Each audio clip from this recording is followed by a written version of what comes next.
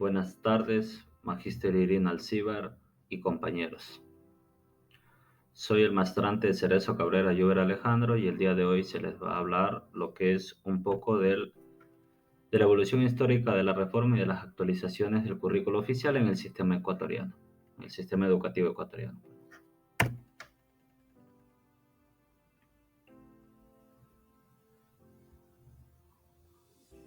A continuación tenemos lo que es el objetivo del aprendizaje, que va a ser reconocer las semejanzas y diferencias de las reformas y actualizaciones curriculares implementadas en el sistema educativo ecuatoriano y se valorará aparte el aporte de los docentes en la implementación efectiva y afectiva de los mismos acordes según en las épocas en que se han presentado. A continuación vamos a presentar lo que es la primera reforma curricular, lo que es el plan y programas de estudios después hasta el año 1995. En el año 1995 en el Ecuador se llevó a cabo un plan de estudios bastante deficiente donde la mayoría de personas sufrían analfabetismo por culpa de la carencia del sistema educativo que no brindaba oportunidades a todas las personas que deseaban estudiar. Entre ellas tenía unas debilidades, lo cual era la limitación para las personas que deseaban estudiar, la falta de presupuesto del sistema educativo y la escasez de apoyo por parte del sistema educativo a la sociedad por problemas sociales, económicos y políticos de aquella época. Algunas de las fortalezas del sistema educativo era muy estricto y se formaba igual de la manera en el hogar. Habían bastantes centros educativos rurales y los docentes de aquella época cumplían todos los roles, eran polifuncionales. O sea, ellos mismos ejercían de docentes y de autoridades pertinentes. Luego, en la siguiente época, se pasó a lo que es a la reforma curricular de educación básica consensuada del 1996. En esto se oficializó la aplicación de un nuevo diseño curricular llamado Reforma Curricular de la Educación Básica, fundamentada en lo que es en el desarrollo de destrezas y en el tratamiento de ejes transversales. Durante 15 años esto estuvo en vigencia, transcurrieron diferentes programas y proyectos educativos implementados con el objetivo de mejorar la educación y optimizar la capacidad instalada en el sistema educativo. Bien, entre ellos habían algunas debilidades que eran la ausencia formal de un enfoque pedagógico, una carencia de indicadores de evaluación en los cuales el docente no podía tener valores cualitativos y no se comprendía a cabalidad el desarrollo de las destrezas. Luego de esto, en Fortaleza hubo un cambio total en toda la reforma educativa en base como era el sistema educativo hasta 1995 y se pudo reducir el índice de analfabetización, por lo cual se abrieron programas educativos en varios centros, también instituciones educativas, para reducir lo que es el sistema de analfabetismo con respecto con otros países de América Latina. El índice era muy alto, con esto se pudo reducir. Y los docentes tenían lo que es el respaldo de sus actividades a realizar porque ya había surgido lo que era una planificación. A continuación vamos a presentar lo que es el otro currículo, que esta es la actualización y el fortalecimiento curricular de la educación general básica del 2010. Luego de finalizar el anterior plan, la nueva propuesta curricular denominada actualización y fortalecimiento curricular de la educación básica entre en vigencia en el sistema educativo ecuatoriano desde septiembre del 2010, lo cual en el régimen Costa comenzaba en abril del 2011 y al siguiente año. Esta estructura curricular presenta todo lo que es un sistema de conceptos que constituye componentes dinamizadores, tal como responde a lo que es el sistema al Ministerio de Educación. Entre ellas, las debilidades principales vendrían a ser lo que era la limitación de flexibilidad del instrumento en la autonomía de los centros educativos, los docentes al seleccionar y dar la secuencia a las instituciones educativas y en la elaboración para su intervención de la misma.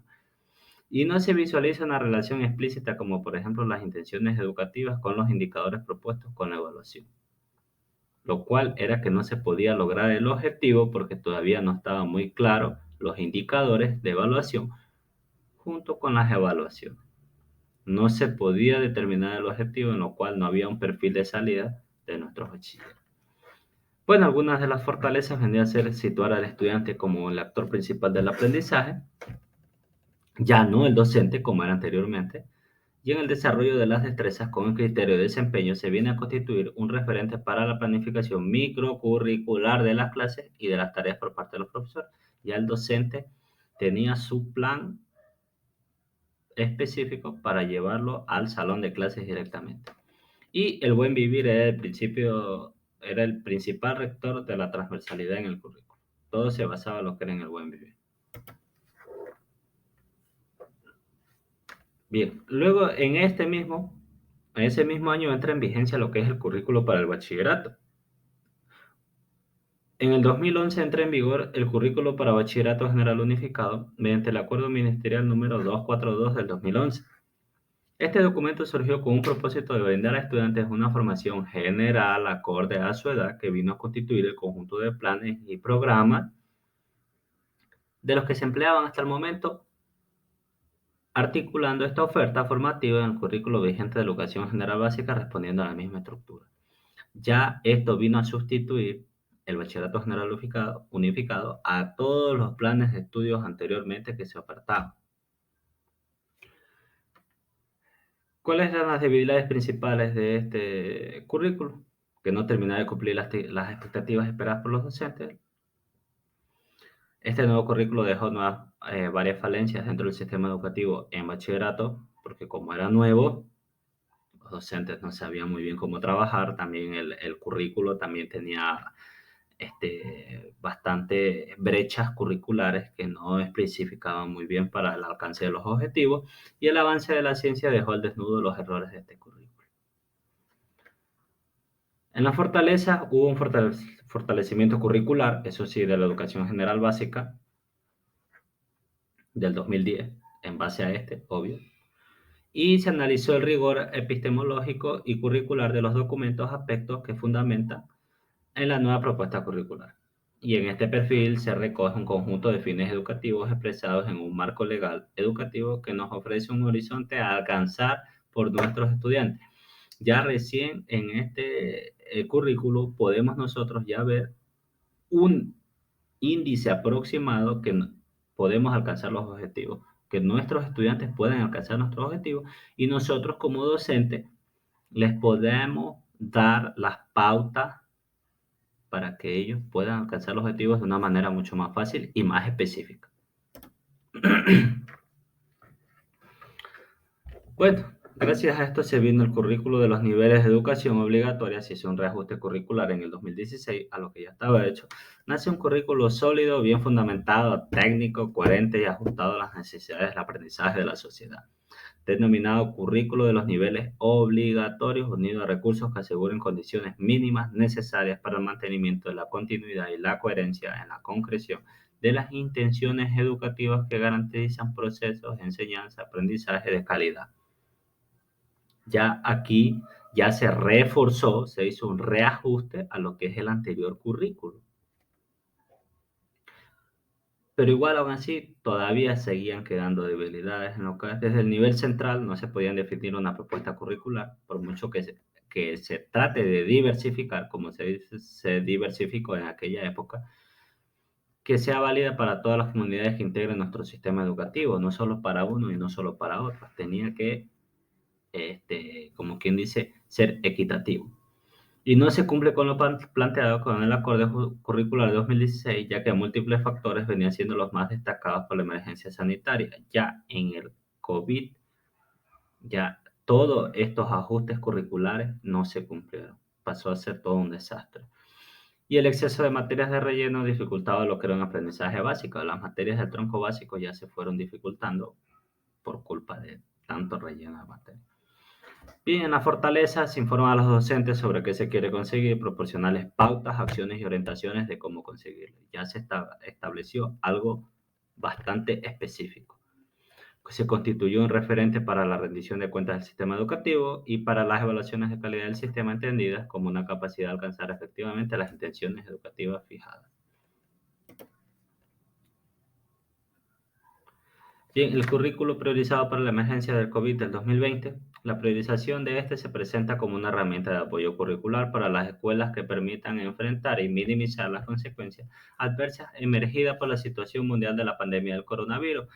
ya que varias instituciones educativas se encontraron con una situación bastante calamitosa, ya que no tenían una planificación bien establecida ante esta adversidad.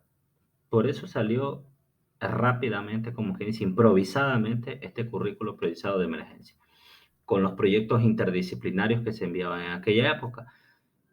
Y era obvio que iban a haber muchas debilidades. Muchas instituciones presentaron limitaciones para lograr el cumplimiento del currículo priorizado en su totalidad. En este momento de emergencia, donde la mediación de docentes dentro del proceso de aprendizaje fue bastante limitado, y la falta de equipos digitales para la resolución de clases virtuales, tanto como de docentes a la hora de impartir, como de alumnos a la hora de recibir. Algunas fortalezas, algo que recalcar de ahí, fueron los objetivos de aprendizaje vinculados a los objetivos integrados en su nivel, ya que era un proyecto interdisciplinario, reduciendo los niveles de exclusión y manteniendo la equidad de los aprendizajes a lo largo del territorio nacional. De alguna forma, se consiguió que cualquier persona que tenga acceso a Internet pueda tener acceso a la educación.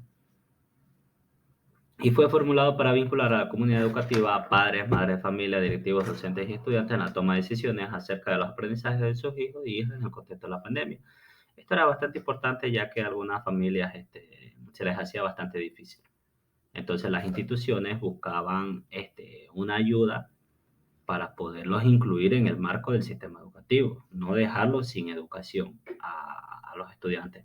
Entonces, si no tenías internet, recuerdo, entonces el docente le daba lo que era todas las tareas en físico y el padre o madre de familia le llevaba al estudiante. Y así mismo, en un tiempo X, el estudiante le presentaba al docente otra vez todas las tareas y así sucesivamente. Pero la intención era que no dejen de estudiar por este motivo. Bien, y por último, el currículo actual, que es el que se maneja ahora, es el currículo implementarse, el currículo priorizado con énfasis en competencias comunicacionales, matemáticas, digitales y socioemocionales. En el 2021, el Ministerio de Educación expide el currículo priorizado con énfasis en competencias comunicacionales, matemáticas, digitales y socioemocionales, el cual está separado por sus niveles y es aplicable en la modalidad presencial, semipresencial, a distancia y con el fin de fortalecer esta fin.